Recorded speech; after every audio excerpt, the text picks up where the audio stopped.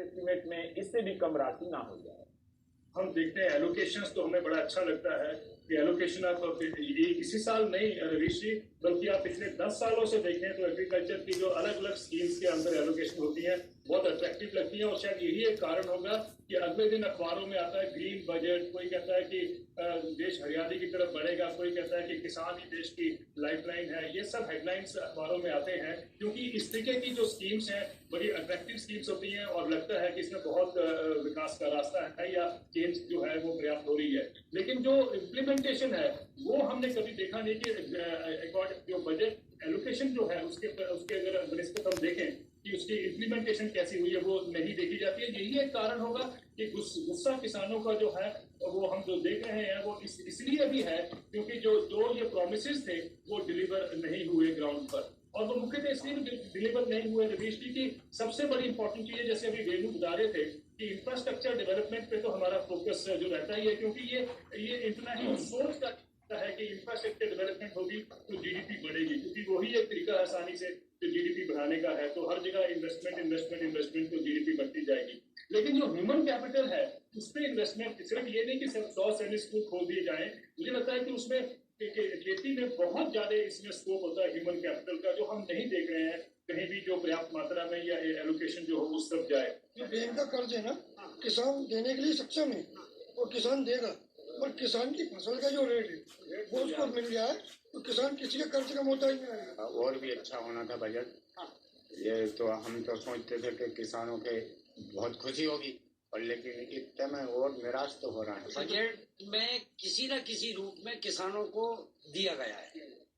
किसानों को मतलब अब ये ज्यादा समझ में तो नहीं आया, लेकिन किसी न किसी रूप में जो बजट बढ़ा है वो किसानों को दिया हुआ है, तो उससे हम संतुष्ट हैं। एमएसपी तो कानूनी जमात पर रहना, ये मान लो किसान की तीनों कानून की मांगे जो भी उसमें संशोधन करना, एक संतोषजनक सरकार को जवाब देना चाहिए था कि आपको हम सरकारी एमएसपी ये देंगे, इस पर एमएसपी से नीचे अगर खरीदी होती है तो इसके लिए ये कानून है, व्यापारी का लाइसेंस व्यस्त होगा, या जो भी एक किसान को या आपको हम ट्रैक्टर ले रहा हो तो हम आपको 1 लाख की सब्सिडी दे रहे हैं ट्रैक्टर में, क्या है ये? जाहिर है सरकार के पास घोषणा है मगर रोकड़ा नहीं है। जैसे ही खबर आई कि एक नया कृषि सेस लगने वाला है अधिभार, लोगों को लगा कि पेट्रोल और डीजल के दाम और बढ़ जाएंगे।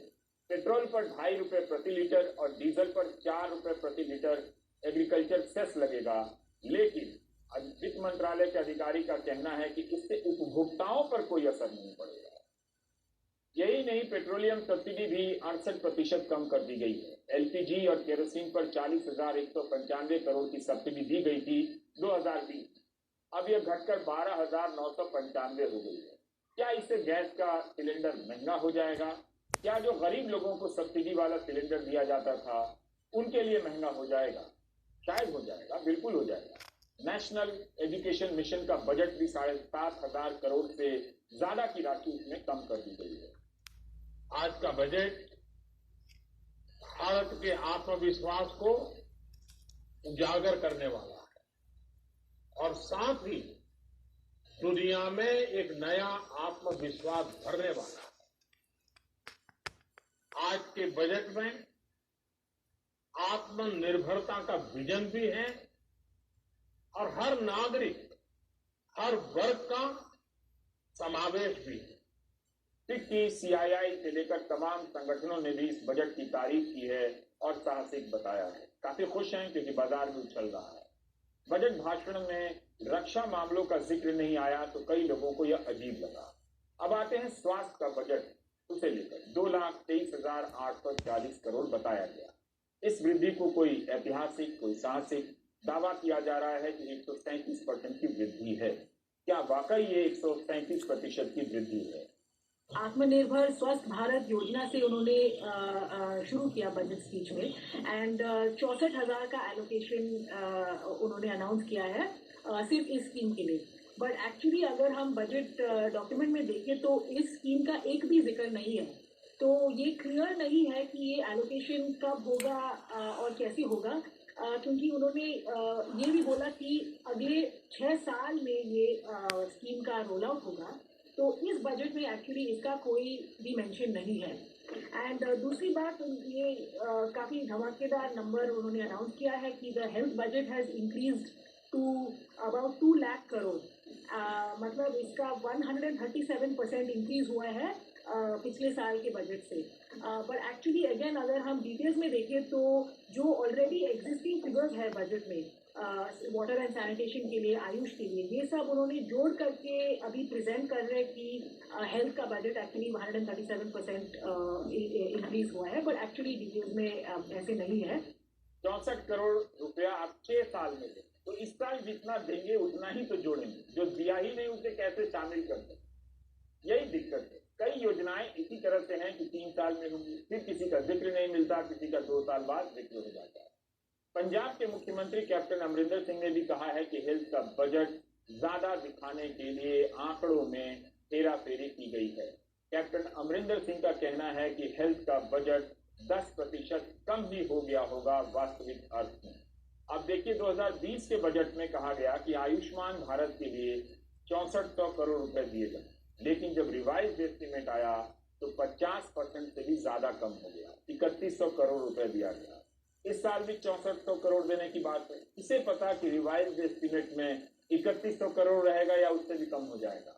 वित्त मंत्री ने कहा है कि 15वें वित्त आयोग की सिफारिशों को ध्यान में रखते हुए जो केंद्र की योजनाएं हैं उनमें कमी लाई जाएगी। ये मैं फिर से बता रहा हूं।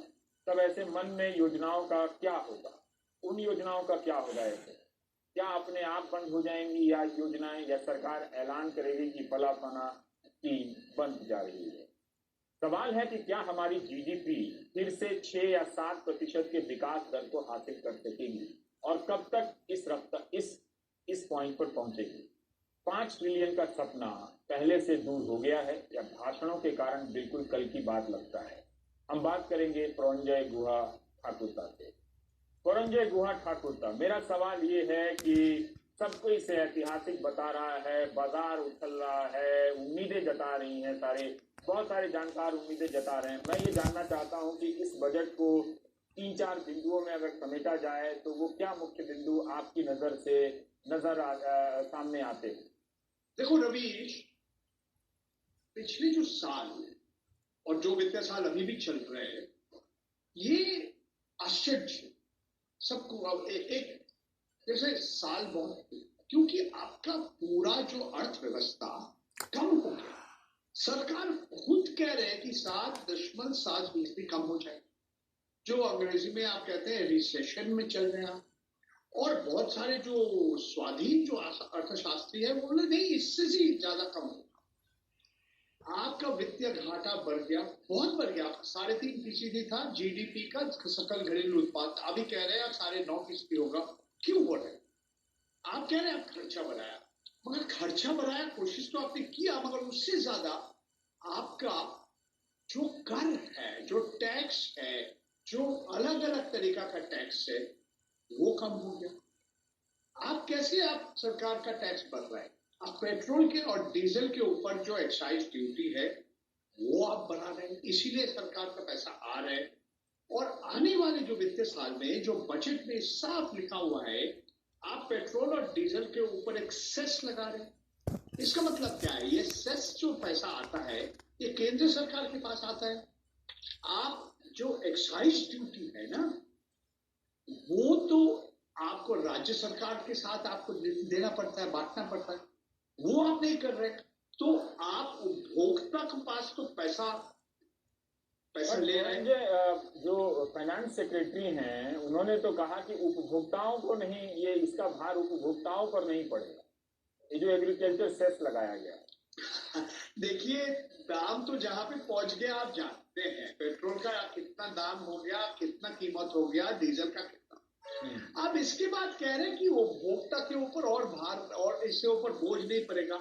आप कह रहे हैं सेस 2.5 रुपया पर लीटर पेट्रोल के ऊपर, 4 रुपया पर लीटर डीजल के ऊपर। आपका जो दाम है, जो कीमत है, वो तो आसमान तक जो पहुंच गया है। कुछ दिनों के बाद इस तरह से अगर उठेगा तो 100 रुपया हो जाएगा डीजल और पेट्रोल का। तो आपने बढ़ा दिया, बहुत बढ़ गया। फिर आप बोल रहे कि मैं उपभोक्ता के ऊपर वजन नहीं और भार और नहीं होगा और उसके ऊपर बर्डन नहीं होगा। तो ये मुझे समझ में नहीं आ रहा है वित्त सेक्रेटरी कैसे ये कह सकते हैं। मेरा कहना है कि जो सेस आपने बना दिया, इसका फायदा केंद्र सरकार को मिलेगा और राज्य सरकार को नहीं मिलेगा। तो एक तरह से हमारा जो फेडरल सिस्टम है, जो संघीय ढांचा है, और भी कमजोर हो जाएगा। और जो मैं ये जानना चाहता हूँ कि ये निजीकरण को लेकर कहा गया है, ठीक है, कि सरकार के पास पैसे नहीं हैं, उसे पैसा चाहिए, अलग अलग टुकड़ों टुकड़ों में प्राइवेटाइजेशन होता था, हो ही रहा था, तो सरकार ने एक साथ जमा करके कहा कि हम इतने सारे ये लिस्ट हैं, इन सबको प्राइवेटाइज कर दें। ठीक, ये आज नहीं, मोदी सरकार, भारतीय जनता पार्टी का सरकार बहुत साल से कह, वो उसका एक ही रास्ता है। उनका कहना है सारे सरकारी संस्थाएं जितना आप कोशिश कीजिए इसको बेचने चाहिए। आप इंश्योरेंस कंपनी को बेचने चाहते हैं, आप कह रहे हैं कि बैंकों को आप बेचने चाहते हैं, आप कानून बदल के लाइफ इंश्योरेंस कॉर्पोरेशन का शेयर बेचने चाहते हैं। अभी तक आपको पैसा कैसा आया? एक पब्लिक सेक्टर कंपनी, एक सरकारी कंपनी और दूसरे सरकारी कंपनी का शेयर खरीद लिया। आप देखिए कि 2020-21 में आपका लक्ष्य था 2,10,000 करोड़, आपको कितना मिला? आपका बजट खुद बोल रहे हैं रिवाइज्ड एस्टीमेट कि 32,000 करोड़। फिर भी आपका, मैंने 15,000 कहा था, मीडिया रिपोर्ट में पढ़ा था मैंने, वो 32,000 करोड़, वो 1,00,000 करोड़ में तो सिर्फ 32,000। हाँ, और ये है रिवाइज्ड एस्टीमेट, मतलब कुछ और आएगा। अभी तक शायद उनको 15,000 या 20,000 जो भी मिला है वो अलग बात है। आप फिर आने वाले जो अगला वित्तीय साल में बजट एस्टीमेट में आप दिखा रहे हैं कि आप 2,10,000 करोड़ से लक्ष्य कम कर दिया आपने। 1,75,000 करोड़ आप विनिवेश या निजीकरण से लेंगे। आप कोशिश करें भारत पेट्रोलियम को बेचने के लिए, एयर इंडिया को बेचने के लिए, कंटेनर कॉर्पोरेशन के बेचने के लिए, पवन धन, आईडीबीआई बैंक, शिपिंग कॉर्पोरेशन। बात है कि खरीदने वाले लोग हैं, समय बताएंगे शेयर कहां तक पहुंचेगा, कौन खरीदा, ये अलग बात है। देखिए, हमारे माननीय वित्त मंत्री जी निर्मला सीतारामन जी बोल रहे हैं हम खर्च कर रहे हैं, बहुत बार कह रहे हैं स्पेंड स्पेंड स्पेंड। आप बारीकी से देखते, पूरा भारत सरकार और हमारा केंद्र सरकार का कितना खर्च आपने बढ़ाया? ज्यादा तो नहीं बढ़ा। आप अगर मुद्रास्फीति को जोड़ के अगर आप देखेंगे तो आपका 2020-21 का जो रिवाइज्ड एस्टीमेट है और 2021-22 का जो बजट एस्टीमेट है, खास तो फर्क नहीं है। 34 लाख, 34.5 लाख करोड़ के आसपास। इसका मतलब है आपका वित्तीय घाटा बढ़ रहा है क्योंकि आपका राजस्व नहीं आ रहा है। आप दिखा रहे हैं कि हम स्वास्थ्य के ऊपर ज्यादा पैसा खर्च करें। हाँ, आप खर्च कर रहे हैं। आप कह रहे हैं 137% ज्यादा पैसा खर्च कर रहे हैं निर्मला सीतारामन जी, मगर एक कारण है, वो कारण है कि ये आप 35,000 करोड़ ज्यादा ये महामारी के लिए, ये कोरोना के वैक्सीन के ऊपर खर्च है। ये एक सबसे बड़ा कारण है जिसके ऊपर आप खर्च कर रहे हैं। ठीक है, आप मंत्रालय देखिए, department of health and family welfare देखिए, उनका उतना नहीं बढ़ा। आपका जो इस साल जो खर्च किया 78,886 करोड़, आने वाले साल में बजट एस्टीमेट कम हो रहा है थोड़ा और आपका हो रहा है। हाँ बोलिए। तो मेरा सवाल ये है कि जिस स्थिति में अर्थव्यवस्था है, सरकार के पास चुनौतियां हैं, वो भले ना कहे, पॉजिटिव बात करती रहे, आत्मनिर्भर की बात करती रहे, क्या उस सिचुएशन से बाहर आने के लिए जो भी ये उपाय बता रहे हैं, क्या ये एडमिट कर रहे हैं कि इतनी स्थिति खराब है? वो जो बजट है वो खराब सिचुएशन को रिफ्लेक्ट करता है क्या? बिल्कुल, ये साफ दिखाई दे रहा है कि भारतवर्ष का अर्थव्यवस्था बहुत ही खराब है। जो आर्थिक समीक्षा, जो इकोनॉमिक सर्वे, जो आंकड़ा आपको दिया, आप अगर सब कुछ अगर हटा देंगे, मुद्रास्फीति का जो असर पड़ता है वो हटा देंगे, आप क्या कह रहे हैं कि 2 साल पहले आपका अर्थव्यवस्था जहां था, आपको कितना बढ़ रहे हैं? आपका बढ़ रहे सिर्फ 2.5% बढ़ेगा। आपका इस वित्तीय साल में, क्योंकि आपका जो सकल घरेलू उत्पाद जीडीपी कम होगा। आप अप्रैल और जून का महीना में लगभग 24%, और उसके बाद जो जुलाई अगस्त सितंबर में और 7.5%।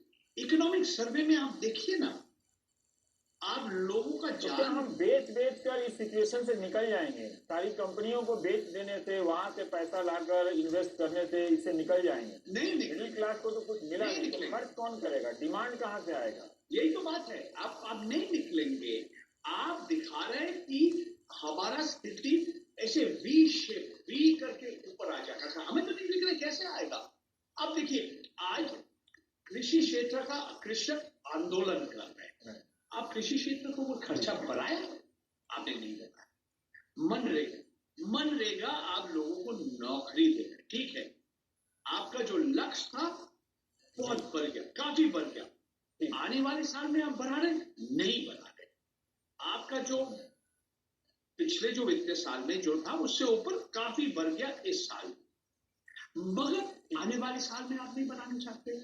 तो आप एक तरह से पूरा दक्षिणपंथी राजनीति आपका है। आप रोजगार के बारे में नहीं कह रहे। आप पूरा बजट में देखिए ना, निर्मला सीतारामन जी का जो भाषण जो 2 घंटा से ज्यादा लिया, मनरेगा का बात उन्होंने एक बार भी किया नहीं। तो मेरा ख्याल है, देखिए, ये अर्थव्यवस्था बहुत खराब है और सरकार का जो राजस्व है वो कम हो रहा है। आप कह रहे हैं हम खर्च करेंगे ज्यादा, आप कहाँ से खर्च करेंगे, कैसे खर्च करेंगे, ये साफ नहीं। बहुत बहुत शुक्रिया पौरंजय गुहा ठाकुर का बताने के लिए। बजट की सारी बारीकियां एक कार्यक्रम में ना तो एक दिन में पहले दिन नहीं हो सकती हैं, बहुत लोगों की ज़रूरत होती है, तो जाहिर है बहुत सारी बातें छूट भी गई हैं। मैं ये नहीं मानता कि इस बजट में मिडिल क्लास के लिए कुछ भी नहीं है। सारा कुछ तो मिडिल क्लास के लिए हो रहा है, और कुछ नहीं है तो कम से कम पढ़ने के लिए बजट तो है। तो जो आपको पढ़ने के लिए मिल रहा है बजट, वो कैसे नहीं आपके लिए कुछ नहीं है। ब्रेक के बाद बात करेंगे किसान।